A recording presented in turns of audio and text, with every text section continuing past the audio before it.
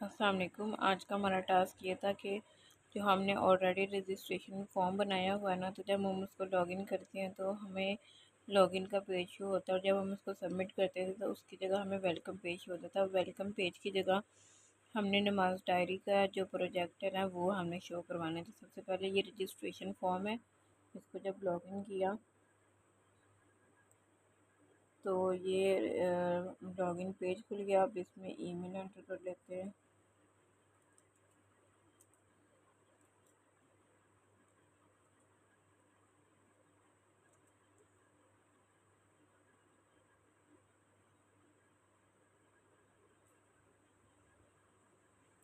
اور اگر ہم اس میں ویلڈ ای میل اور پاسورڈ انٹر کریں گے تو یہ لاگ ان ہو جائے گا۔ جب یہ لاگ ان ہوگا تو یہ ہمیں نماز ڈائری نظر آ رہی ہے۔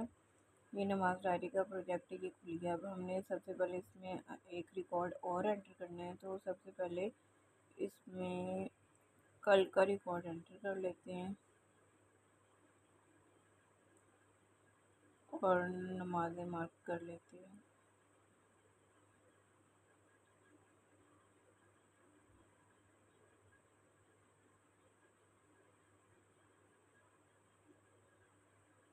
سیو ریکارڈ پہ کلک کیا تو یہ والا جو کل کا ڈیٹا وہ سکسیزفلی انٹر ہو گیا۔ اب ہم اس کو ایڈٹ یا ڈیلیٹ بھی کر سکتے ہیں، جیسے میں نے اس کو ڈیلیٹ کرنا ہے تو ڈیلیٹ دس ریکارڈ، اوکے،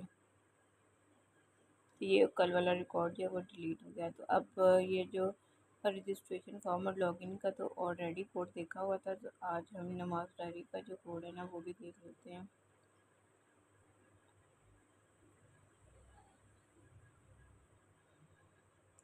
تو یہ میں نے diary dot P H P کے نام سے کوڈ بنایا ہے، جس میں سب سے پہلے HTML کا یوز کیا، ٹائٹل نماز ڈائری، اور نماز ڈائری کی ہیڈنگ دے کے ان پٹ ٹائپ سے ہم نے پوسٹ میتھڈ کے تو ڈیٹ، فجر، ظہر، اثر یہ ساری نمازوں کا ڈیٹا لے لیا، اور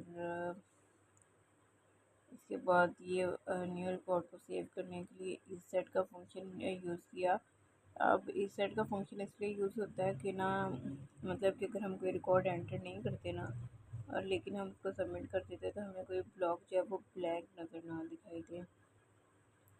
اس کے بعد یہ فائل پٹ کانٹیکٹس کے ذریعے یہ ہم نے فائل اپینڈ سے یہ سارا ڈیٹا لے لیا۔ اس سے ریکارڈ ہمارا سیو ہوگا یا نہیں ہوگا یہ ہمیں میسیج شو ہو جائے گا۔ اس کے بعد یہ ڈیلیٹ ریکارڈ کا جو لنک بٹن ہم نے بنایا یہ اس کا کوڈ ہے۔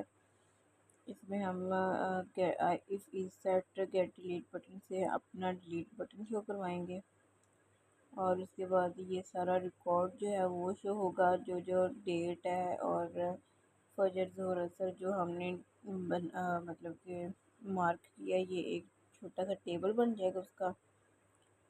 اور اس کے بعد کیا ہے کہ ہاں ایکو سے ہم یہ جو سارا ڈیٹا ہے نا، جو ہم انٹر کر رہے ہیں، ڈیٹ اور یہ ساری نمازیں، یہ ہم انپٹ کروا لیں گے، اور اس کے بعد ڈیلیٹ کا اور ایڈٹ کا لنک بٹن بنائیں گے، اور یہ ان دونوں کا لنک ہے، ان کا لنک بنا کے تو ہمارے پاس ڈیٹا کے سامنے ایڈٹ اور ڈیلیٹ کا لنک بھی شو ہو جائے گا۔